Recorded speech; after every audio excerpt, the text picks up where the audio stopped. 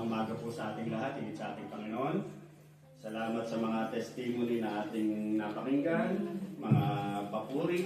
Pasasalamat sa ating Panginoon na Diyos, buhay, dakila. Katulad din nung pinag-aralan natin last Thursday, ang sabi nga nung mensahe natin last Thursday, be strengthened in the Lord. Doon sa Psalms 27 verse 14. Wait upon the Lord, I say, wait upon the Lord. Kumbaga pinaalala sa atin doon na magpakatatag tayo, magpakatapang tayo, kasi ang buhay natin dito sa mundong ito, sadyang gwera, laban, batalya. Habang hinihintay natin yung dakilang pangako ng Diyos, maghintay tayo. Pero pinaalala sa atin na sa ating paghihintay, maghintay tayo na patuloy natin ginagawa yung ating responsibilidad, tungkulin sa Diyos para sa gayon maging matatag tayo sa ating buhay pananampalataya. Patuloy tayong manalangin, naghihintay tayo na nanalangin, patuloy tayong mag-aral, magsaliksik ng salita niya, patuloy tayong makipag-fellowship, huwag tayong lumayo sa Diyos, sa mga kapatiran, patuloy tayong magpakatatag, mag-sharean, magpalakasan. Kumbaga, bahagi yun sa ating paglakad bilang buhay mananampalataya. Kasi nga, kumbaga, habang hinihintay natin yung dakilang pangako ng Diyos, kumbaga, ang pinapaalala sa atin, wait upon the Lord. Kumbaga, mahaba ang takbuhin natin. Kung gusto mong makasama ng Panginoon, subito. Nandiyan na. Pero habang hinihintay natin ang Panginoon, kung baga gusto mo pang makapiling yung pamilya mo rito, wait upon the Lord pa rin. Kung baga gawin natin yung responsibilidad natin, tungkulin natin. Kasi sadyang makikita natin na ang buhay natin kakaiba kaysa sa hindi mananampalataya.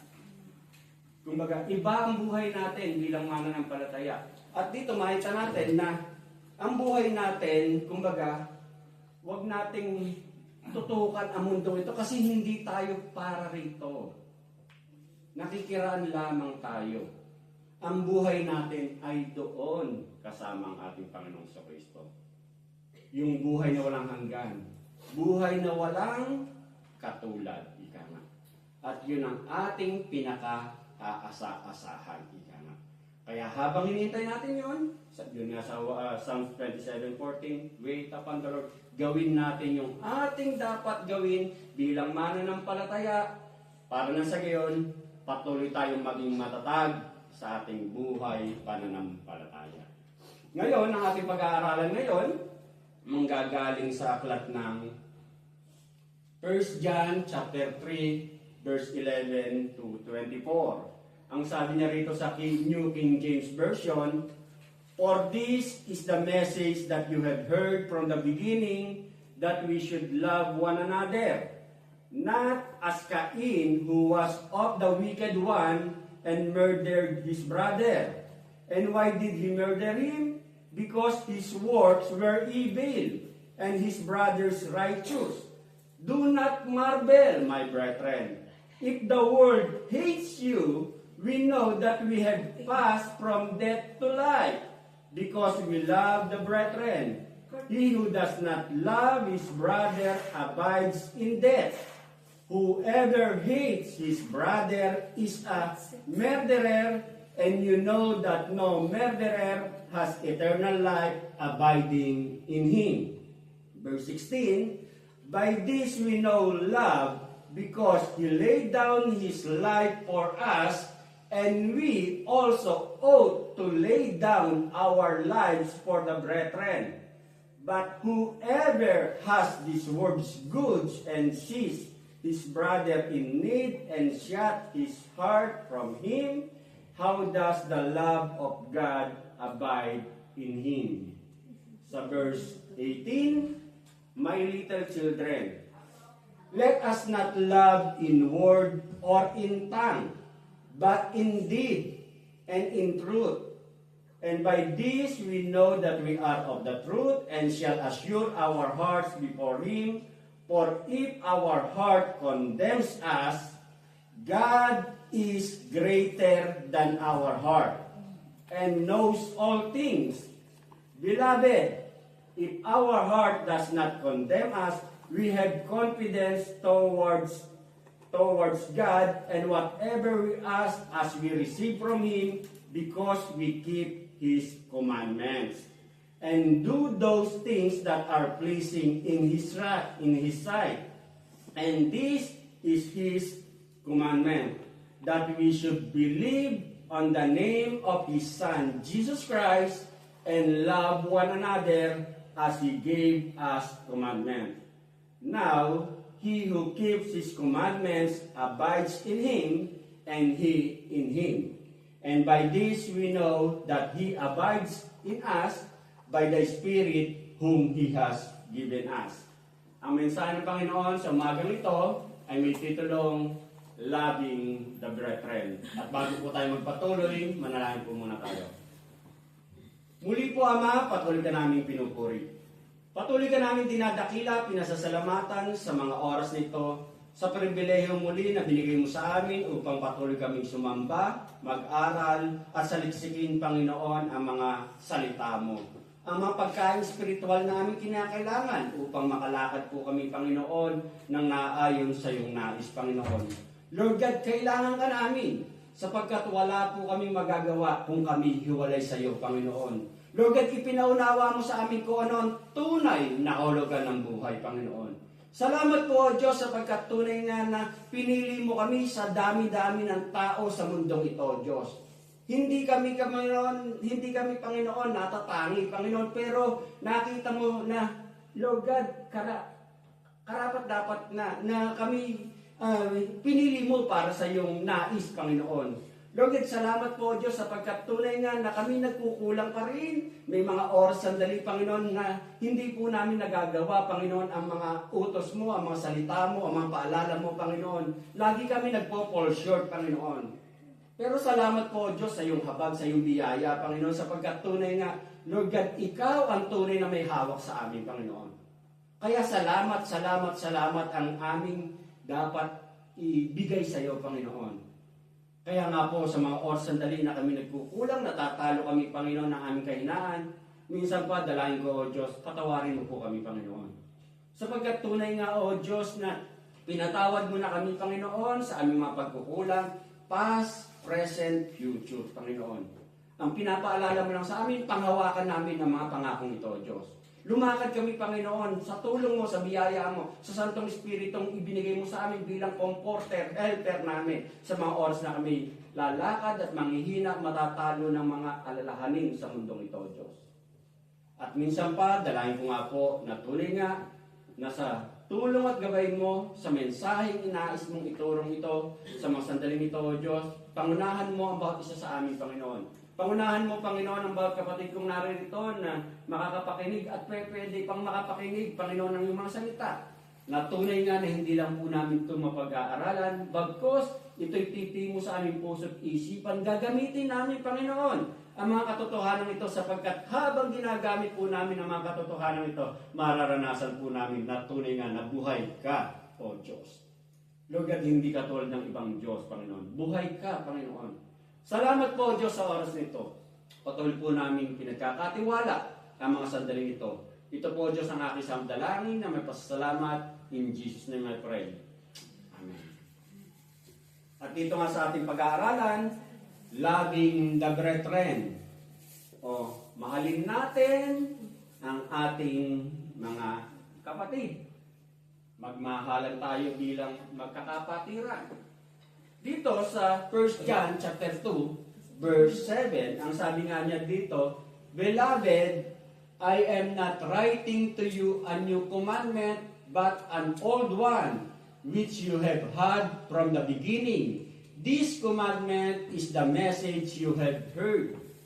Kumbaga, dito makita natin na si Apostol John, na sumulat nitong ating pinag-aaralan ng sulat ni Apostol John, na sa chapter 2, pinapaalala niya na itong sinasabi niya na magmahalan tayong bilang magkakapatiran, ang sabi niya na hindi ito bago.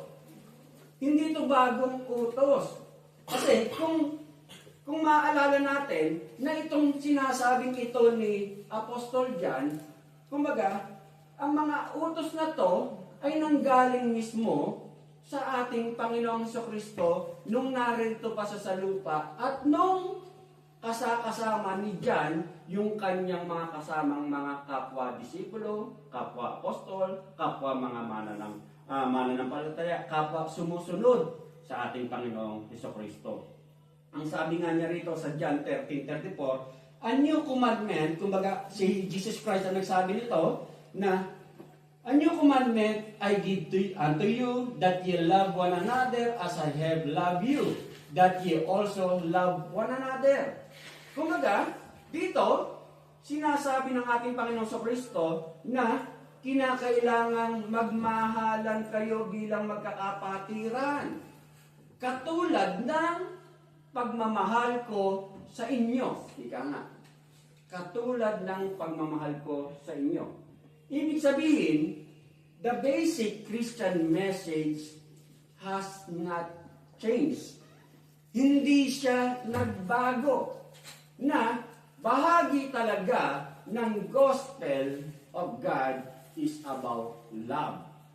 At ang Diyos ang unang umibig sa atin. Kaya tayo nagkaroon ng relasyon sa Kanya, kaya tayo nagkaroon ng kaligtasan, kaya nagkatawang-tawang ating Panginoon Kristo. Kumbaga, para magkaroon tayo ng ugnayan, relasyon sa Kanya, magkaroon tayo ng kapatawaran. At dito, makikita nga natin na loving the brethren. Sinasabi niya rito na, kumbaga, may ilang kasing nagsasabi na, kumbaga, ang Kristyanismo ay isang personal relationship with Jesus Christ. Totoo. Relasyon siya personal sa Diyos. Ngayon, yun yung pumapasok lang sa isip niya, ako at ang Diyos. Totoo yun. Ako at ang Diyos. Totoo yun.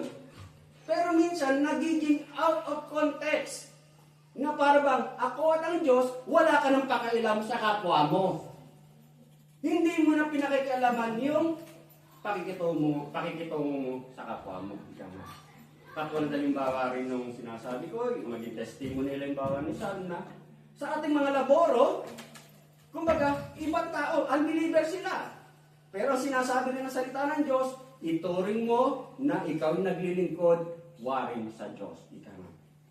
Ibig sabihin, dapat alam mo rin kung ano yung kalalagayan ng pakikitungo mo sa kapwa mo. Ika nga. Naiintindihan mo rin. Kasi dapat bon exemplo ka rin sa kapwa mo. Totoo, personal relationship ang Kristyanismo. Ika nga. Pero minsan, na-out of context na parang wala ka ng pakialam na, Kristiyano ako. Hindi mo na iniisip na nagiging bad example ka na pala. Kasi, kumbaga, pananaw mo lang, ako at ang Diyos, ika nga. Pero hindi mo na alam na hindi na pala nagiging maganda ang testimonya mo sa iba. Ika nga. At dito, sinasabi nga na dapat makita natin na mahalaga rin sa Diyos na kung paano ka makitungo sa iba. Kasi yung pagiging bon exemplo mo sa iba. Dito sa ating mensahe na ating pag-aaralan, mayroong pinapaalala ang Diyos. Una, ang sabi nga niya rito, kumbaga, ba't mali yung ano niya? Yung PowerPoint niya. Sandali nga. Pausa mga pati, mali-mali yung... Sige, pabayaan mo. Mali-mali yung hindi... Yan eh. Hindi sunod-sunod. Babay na. Kaya nga, kumbaga, naroroon ang pag-ibig. Kung tunay na may pagmamahalan sa magkapatid, naroroon ang pag-ibig. Ngayon, ang sabi nga ay, halimbawa, yung mga kapatid na pinapaalalahanan mo, kinukompronta mo, itinutuwid mo. Kasi, kaya mo siya tinutuwid kasi mahal mo siya eh. Ika nga. Ngayon, ang sabi dun sa 1 John 2:19, they went out from us. Kumbaga, umalis sila. But they were not of us. For if they had been of us, kumbaga, pinaalala, umalis sila. At ang sabi niya, pero umalis sila. Pinaalala na umalis sila. But they were not of us. Wala sa atin. For if they had been of us, kung talagang siya sa atin, kasama natin, they would no doubt have continued with us. Dapat sila'y nagpatuloy kasama natin. But, they went out. Ngunit umalis sila. That they might be made manifest that they, ang katotohanan na tunay, they were not all of us. Na ang totoo, hindi talaga siya kapatid natin. Hindi natin siya kapatid sa pananampalataya. Yun ang totoo. Kasi nga, malinaw sinasabi rin sa salita ng Diyos na sa iglesia, may kambing. May tupa, may kambing. Kumbaga, ibig sabihin, may trigo, may damo. Malinaw na sinasabi rin dito na talagang ibig sabihin, kaya sila umalis kasi baka hindi talaga sila, o ang sabi nga, hindi baka kundi they were not, hindi talaga sila kasama natin. Kaya dito, katulad nga ni Cain, kumbaga nagawang patayin ni Cain ang kanyang kapatid na si Abel kasi hindi niya talaga siya kaparehas. Yung pangalawa na pinapaalala sa atin, sinasabi ko, baliktad yung ano. Yung pangalawa, sabi niya rito, the condition of love that believers call to have. O yung kalalagayan ng pag-ibig para na pinapaalala sa atin na dapat tayo'y magkaroon. Doon sa verse 13, ang sabi niya rito, do not marvel, my brethren, if the world hates you. Huwag ka nang magtaka kapatid kung ang mundo ay galit sa iyo. We know that we have passed from death to life because we love the brethren. He who does not love his brother abides in death. Whoever hates his brother is a murderer, and you know that no murderer has eternal life abiding in him. Kumbaga, makikita natin na ipinapaalala ni John kung ano yung kahalagahan ng loving each other bilang magkakapatiran. Pinapaalala niya. Bakit? Kasi sabi, lumipat na tayo sa buhay mula sa kamatayan. Ibig sabihin, galing ka rito sa kamatayan, galing ka rito sa kadiliman, inilagay ka na rito sa buhay, nilagay ka na rito sa liwanag. Ibig sabihin, magkaiba. Hindi parehas. Walang gridyo, walang abuhin. Kumbaga, walang pinagsasama. Wala. Inilipat ka na, galing ka rito sa dilim, galing ka sa darkness, galing ka rito sa patay na, ito yung kalalagayan mo, inilipat ka rito sa buhay. Yun na yung kalalagayan mo. Ang sabi ni John, kaya dito, ang sabi nga, huwag na tayong magtaka, huwag na tayong maggulat na, kumbaga, kung ang mundo ay hindi ka magustuhan. Pero, ang ipagtaka mo, kung sinasabi mo magkakasama tayo sa church, magkakasama tayo magkakapatiran, ay meron tayong galit sa isa't isa. Yun ang hindi tama. Kung naririto tayo sa iglesia, meron tayong galit, samaan na loob sa isa't isa. Kumbaga, yun yung pinapaalala, yun yung mali. Kumbaga, because God loved us, kino-connect ni John na yung God's perfect love with the love we're called to have. Yung pag-ibig na ibinigay ni Jesus Christ para sa atin, para tayo na magkaroon ng ugnayan sa Kanya, magkaroon tayo ng relasyon sa Kanya, magkaroon tayo ng kaligtasan, magkaroon tayo ng karapatang tawagin siyang Ama, ang ating Diyos. Ika nga, Kumbaga, ikinokonek niya na dapat maging ganun din tayo. May pakita rin natin. Magawa rin natin. Kaya nga, ang sabi, a basic sign ng isang Kristiyano, a basic sign of na born again ka na, ay natututo kang umibig. Natututo mong mahalin ang kapwa mo. Kahit nga may mga differences tayo, di ba? Kahit may mga pagkakaiba tayo, di ba? Magagawa raw natin. Kasi, ang perfect example natin, at ang dapat na mayroon tayong pag-ibig, ay katulad ng pag-ibig na meron ng ating Panginoon sa Kristo. Kaya, ang sinasabi nga niya rito, kung ang pag-ibig ay hindi nakikita sa iyo na sinasabi mong Kristiyano ka, ay talagang question mark. Question mark. Kapag hinahayaan mo yung sama ng loob, yung tampo galit ang siyang mas iiral sa iyo, question mark din. Kasi dapat, yung pag-ibig na katulad ng ating Panginoon sa Kristo, kumbaga, magmamanifest sa atin. At yung, ang isang paalala na magkakaroon ka ng assurance na, kaya pala kahit nagtatampo ko, hindi ko inaalagaan yung tampo ko. Kumbaga, napapawi ko, natatanggal ko. Kasi, dahil galing sa Diyos yun.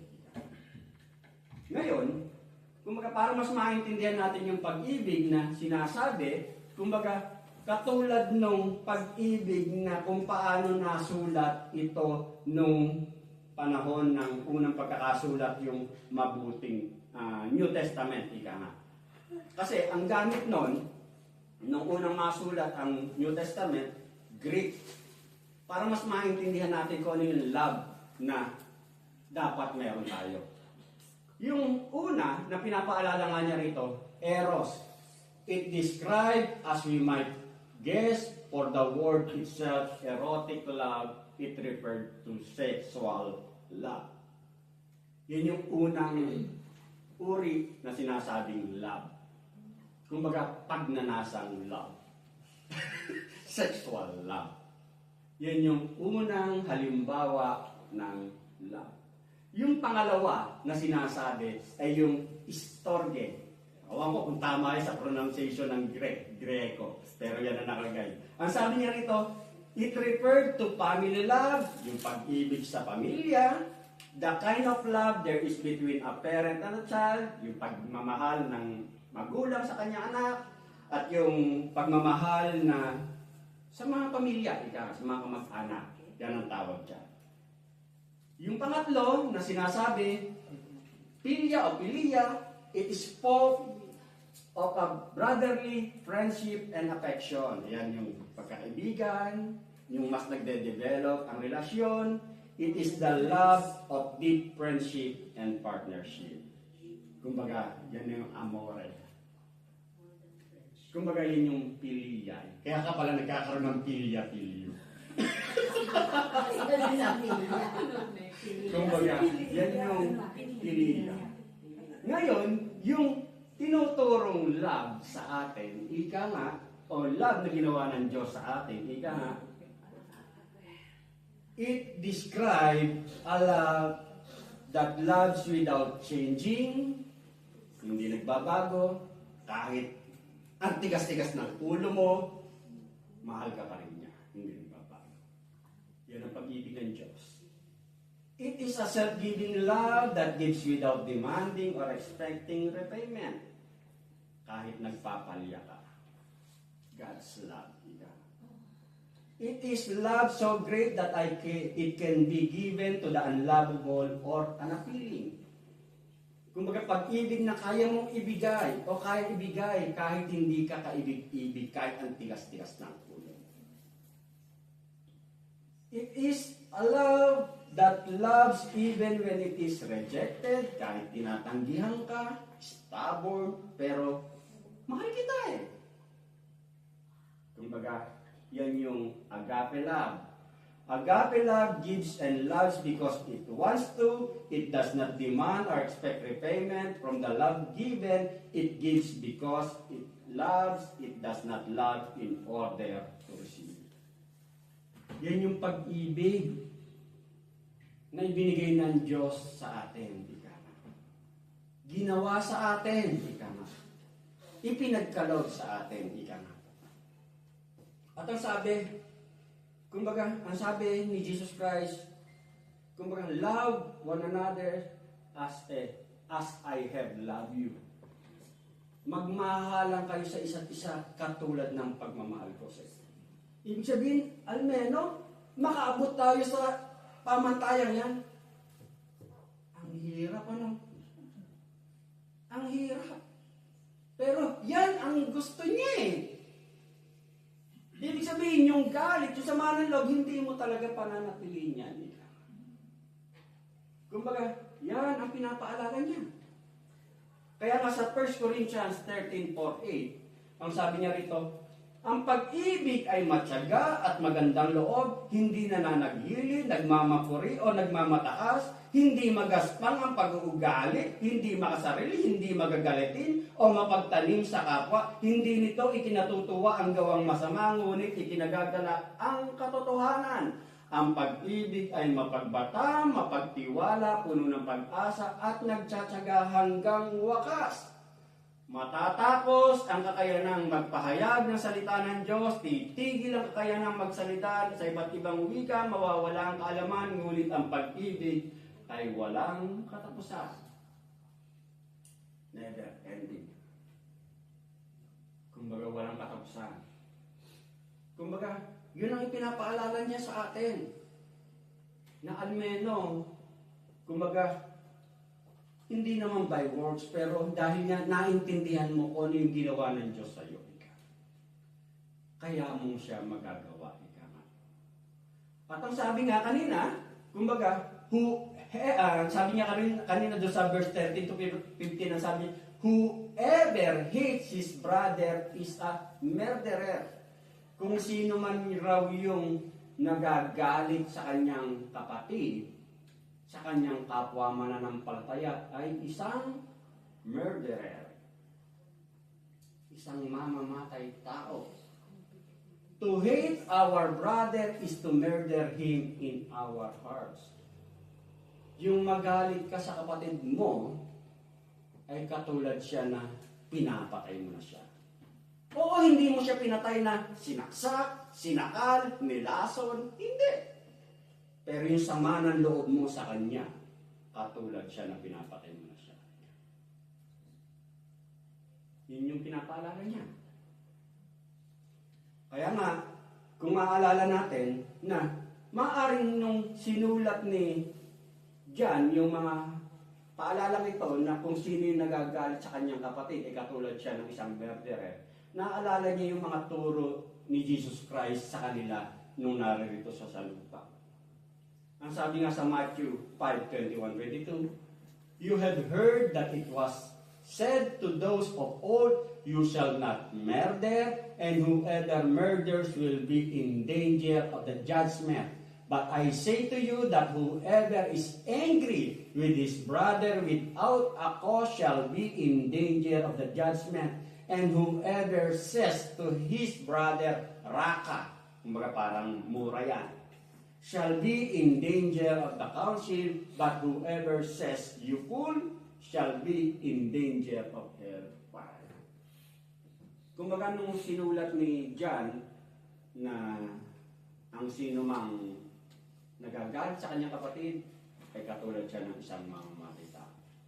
Naaalala niya siguro yung turo ni Jesus Christ sa kanila. Na ang sino mang nagagalit sa kanya ay katulad ng isang murderer. Maging sa atin. Pinapaalala sa atin na kung tayo magkakapatiran, may mga galit tayo sa isa't isa. You were like a murderer, ang sabi. Binabasa ko lang, ipinaunawa ko lang kung ano yung sinabi ng sulat ng mga apostol. Pinapaalala sa bawat isa sa atin. At ang sabi nga, yung hatred, yung galit, Kumbaga, pwede yan na, oo, ginagawa mo, o pwedeng kinikip-kip mo, pero may galit ka. Kaya, ang paalala sa atin, kumbaga, tayong mga mananampalataya, kinakailangan raw tayong magkaroon ng pag-ibig na nararapat kung bakit tayo tinawag ng Diyos. Yung pangatlo na pinapaalala sa atin sa umagang ito, the commitment of true brotherly love. O yung katapatan ng pagkakaroon ng tunay na pagmamahalan sa magkakatao. Sa 16, by this we know love because He laid down His life for us. And we also ought to lay down our lives for the brethren, but whoever has these world's goods and sees his brother in need and shuts his heart from him, how does the love of God abide in him? My little children, let us not love in word or in tongue, but in deed and in truth. Magmahalan raw tayo sa gawa at sa katotohanan.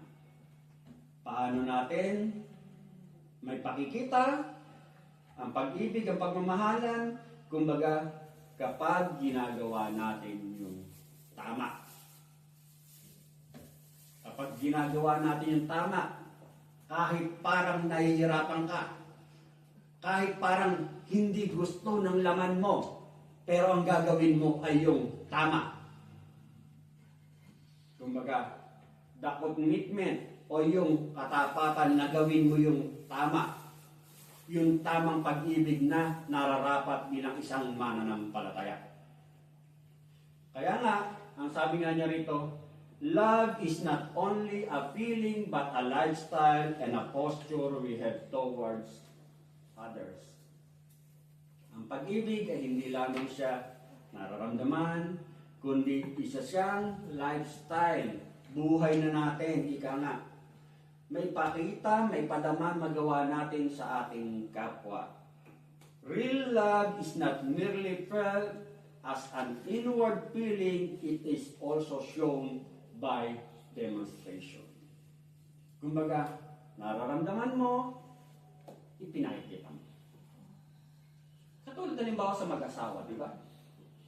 Sa mag-asawa, ika nga, kumbaga, sa mag-asawa, makikita natin na yung kalalagayan na sasabihin mong mahal mo ang asawa mo, yung kapartner mo, parang medyo may pag-aalinlangan na kung totoong mahal mo siya, pag sinasabi lang niya, pero hindi naman niya nararamdaman. Dapat partner, nararamdaman mo, ipinakikita mo. Dapat ganon. Ganon ang pagmamahalan. Yun ang tunay na pagmamahalan. Kaya nga, ang ating Panginoong Kristo, kumbaga, ganon yung pagmamahal na ginawa niya sa kanyang iglesia. Na inialay niya ang kanyang buhay dun sa cross ng Calvary. Para magkaroon tayo ng ugnayan, relasyon sa Kanya. Kumbaga, ipinapaalala sa atin na sa mag-asawa, ganun din. Kaya nga sinasabi sa mga asawang lalaki, so ought men to love their wives as their own bodies. Kaya kayong mga asawang lalaki, mahalin niyo ang inyong asawa. Inyong asawa, hindi asawa ng iba o maghahanap ng iba.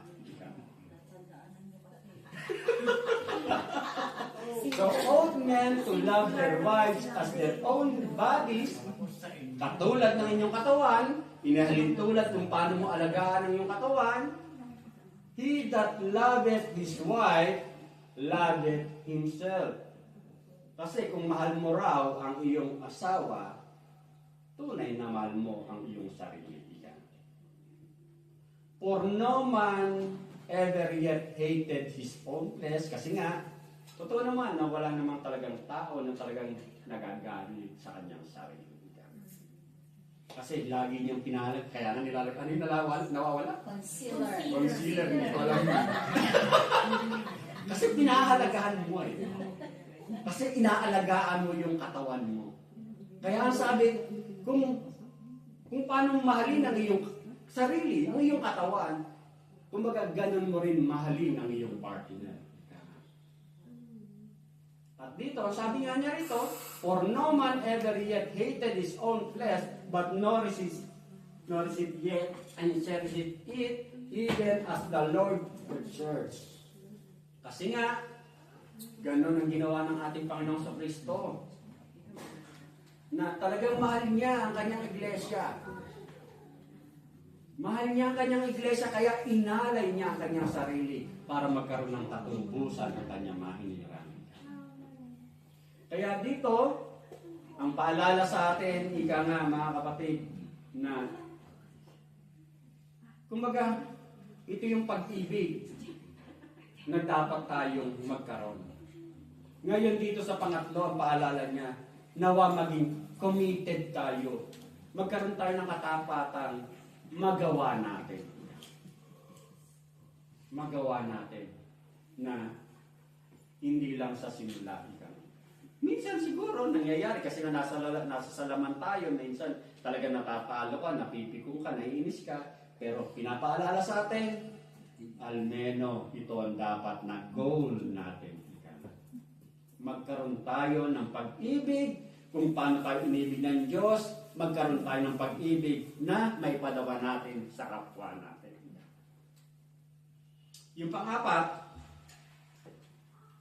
the commandment to continue believing Jesus and to love one another. Ang utos na patuloy kang maniwala kay Jesus at magmahalan sa isa't isa. Bakit tayo minsan nanghihina? Bakit tayo minsan nanlalamig? Bakit tayo minsan nawawalan ng pag-asa? Bakit minsan tayo nanlulupaypay? Kasi nga, yung believing in Jesus. In trusting in Jesus. Nagkukulang tayo. Nagpo-fall short tayo. Ang paalala niya, patuloy ka. Patuloy kang maniwala kay Jesus. Bakit ka nagkaroon ng relasyon sa Kanya? Nung una, naniwala ka sa Kanya. Sa mga salita niya, sa mga pangako niya. Ang paalala niya ngayon, patuloy kang maniwala sa Kanya. Huwag mong hayaan na mangibabaw yung anxiousness, yung mga weariness, yung mga difficulties, disappointment. Huwag mong hayaan yan ang pumasok sa isipan mo. Ang mag-remind sa'yo sa puso't isipan mo ay yung mga katotohanan na nakamtan mo mula sa ating Panginoong Kristo. Patuloy ka kay Jesus Christ. Ngayon, dapat din natin maintindihan na sinong Jesus Christ yung dapat mong paniwalaan. Kasi maging ang Mormon naniniwala kay Jesus Christ. Maging ang JW naniniwala kay Jesus Christ. Maging INC naniniwala kay Jesus Christ. Sinong Jesus Christ? Yung Jesus Christ of the Bible. Hindi yung kung ano-anong mga haka-hakang itinuturo nila. Kung ano yung tinuturo mismo ng Biblia na sino si Jesus Christ. Na pinatawad kita sa iyong mga karumihan. Na only through Jesus Christ magkakaroon tayo ng kaligtasan. He is the only way, the truth, and the light. Siya ang buhay. Siya ang tunay na kahulugan ng buhay. Hindi kung ano-ano yung mga ito. Si Jesus Christ ang tunay na kahulugan ng buhay. I am the way, the truth, and the life. Kaya, ang paalala niya sa atin, patuloy tayong maniwala kay Jesus Christ. This is the work of God. Believe in Him whom He has sent. Kumbaga, dapat nating panghawakan kung ano yung katotohanan na meron tayo. Kaya nga paalala niya sa verse 23, sabi ni John, and this is His commandment. Utos yan, that we should believe on the name of His Son, Jesus Christ. Maniwala ka sa Kanyang anak na si Jesucristo. Utos, ika nga. Kumbaga, dapat maniwala ka kay Jesus Christ. And love one another as He gave us commandment. Ika nga. Kumbaga, patuloy tayong maniwala kay Jesus Christ at patuloy tayong magmahalan bilang magkakapatiran. Kaya, kumbaga, ang paalala nga rito, paano mo malalaman, nasabi niya, that we should believe. Patuloy ka maniwala, manalig sa Kanya. How do we know that we belong to the truth? Paano malalaman totoo yung nilalakaran mo? Kapag ang pamumuhay mo, i-analyze mo, if we live a life of love, a life of action, a life devoted to God. Suriin mo ang buhay mo. Ano ba ang lakad na ginagawa mo? Ika nga. Suriin mo. Ang buhay mo ba ay talagang nabubuhay ka sa pag-ibig o puro sama ng loob? Puro kin-kin. Puro anxiety. Ika nga. Puro uncontentment. Ika nga. Ang buhay mo ba ay kumikilos ka ayon dun sa katotohanan natututunan mo? O katulad halimbawa ni Cain na kumbaga, oo, naghandog siya, pero yung paghandog na kanyang ginawa ay hindi na ayon sa nais ng Diyos. Kasi nga, kung maalala natin na sa Genesis pa lang, ang pinapaunawa na handog, dun sa pinag-aralan natin nakaraan, na ang handog na katanggap-tanggap sa Diyos ay may handog na may kinalaman sa pag-aalay ng dugo. Yun yung ginawa ni Abel. Hanggang inilagay sa yung ginawa ng ating Panginoong Jesucristo. Na inalay niya ang kanyang dugo para magkaroon ng katubusan ang ating mga kasalanan. Ibig sabihin, yung bang buhay mo, yung pinaniniwalaan mo ba talaga, ay yun yung kinikilusan mo. A life of action. Suriin mo, kapatid. A life devoted to God. Ibig sabihin, ang priority mo talaga ay patungo sa buhay kalugod-lugod sa Diyos. Ang sabi nga niya rito, the person who is in fellowship with God will want to do those things that are pleasing in God's sight. Ang taong tunay na may pakikipag-ugnayan sa Diyos, na naisin niya talagang gawin yung mga bagay na magbibigay kaluguran sa paningin ng Diyos. Kumbaga yun yung talagang nanaisin niya. Kasi, bakit? Kasi dito makikita natin na yung right action is how we live out love for God and others. Kasi, yung tamang pamumuhay mo, yung tamang ginagawa mo, yun yung pagpapakita na talagang kung paano mo mapapakita mahal mo ang Diyos, mahal mo ang kapwa mo, at dito, kumbaga, nagagawa mo yung mga bagay na magbibigay kaluguran sa Diyos. At dito, ang isang paalala rin sa atin, kasi, kumbaga, kung minsan kasi talaga yung tinitingnan mong mataas ka kasi na para bang, kumbaga, hindi mo matanggap sa sarili mo na para bang, ako na lang lagi ang magpapakumbaba sa kanya. Ako na lang lagi aabot sa kanya. Pero makikita nga natin na ang ating Panginoon sa Kristo, hinubad niya ang kanyang pagka-Diyos para lang magkaroon tayo ng ugnayan sa Kanya. Ang pinapaalala sa atin, magkaroon tayo ng pag-ibig na katulad ng pag-ibig na ibinigay niya sa atin. Pinapaalala niya sa atin, di ka nga.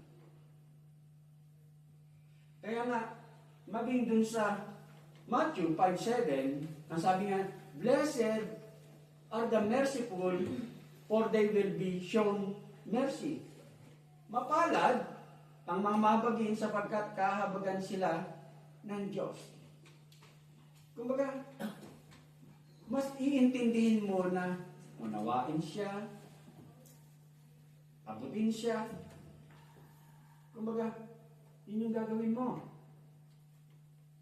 At maging doon sa Ephesians 2:4-5, ang sabi nga niya rito, but God, being rich in mercy because of the great love with which He loved us even when we were dead in our trespasses, made us alive together with Christ. By grace you have been saved. Kaya nga mga kapatid, kung nahihirapan tayong mahalin,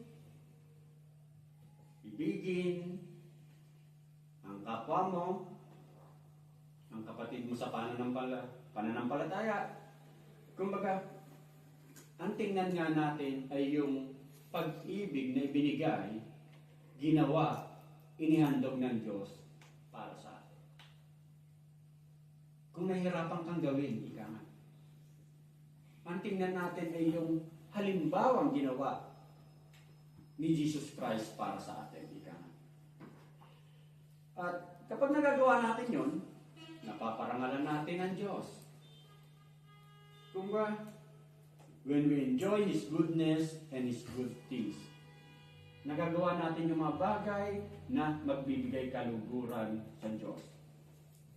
Ang Diyos ang unang nagbigay ng habag, awa para sa atin.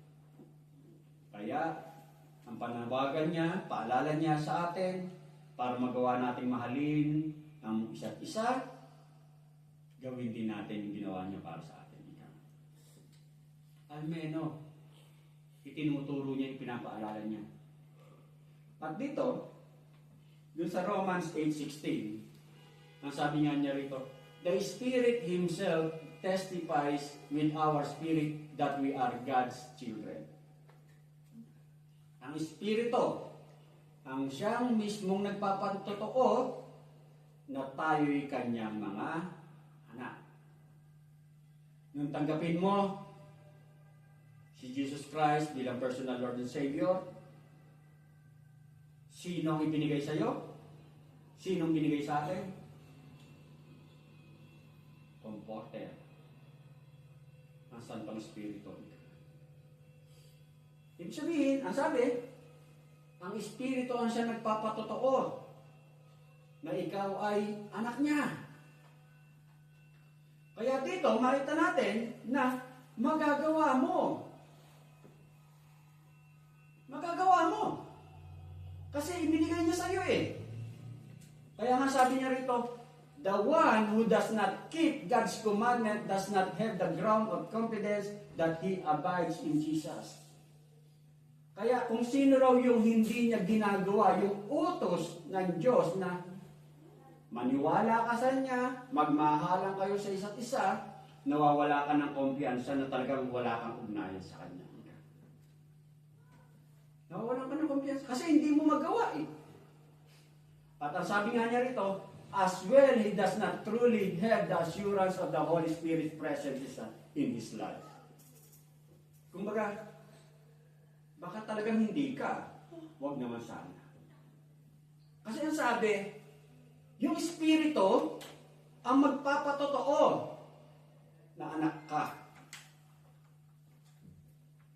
At dito, kung maaalala natin yung verse 19, ang sabi nga niya rito sa verse 19, and by this we know that we are of the truth. Alam mo yan. And by this we know that we are of the truth. Nasa sa katotohanan na, and shall assure our hearts before Him. Yun yung magpapasigurado na nasa sa Kanya ka. Alam mo yan, sabi dun ni John sa 1 John 3:19. And by this we know, alam natin na tayo'y nasa sa katotohanan at ito yung magpapasigurado na ang puso natin ay sa Kanya. Ika nga, before Him. Kaya nga, katulad halimbawa, kapag yung nagkakasamaan ng loob, nagkakatampuhan, kahit minsan hindi mo maintindihan, bigla na lang sumama ang loob sa'yo, hindi ka na lang minsan pinapansin, hindi mo alam kung bakit. Pero, makikita mo na sa buhay pananampalataya mo, makakarinig ka ng mensahe na parang pinaalalahanan ka ng Diyos, o yung mga conviction na mismo, paalalahanan ka ng Diyos na hindi tama yan, itinutuwid ka. Kumbaga, alam mo yan. Alam mo yan. Kasi nga nasa sa'yo yung Holy Spirit eh. Kahit hindi direktang sabihin sa'yo, pero ang Diyos na magtutuwid, magpapalo sa'yo, magpapaalala sa'yo, alam mo yan.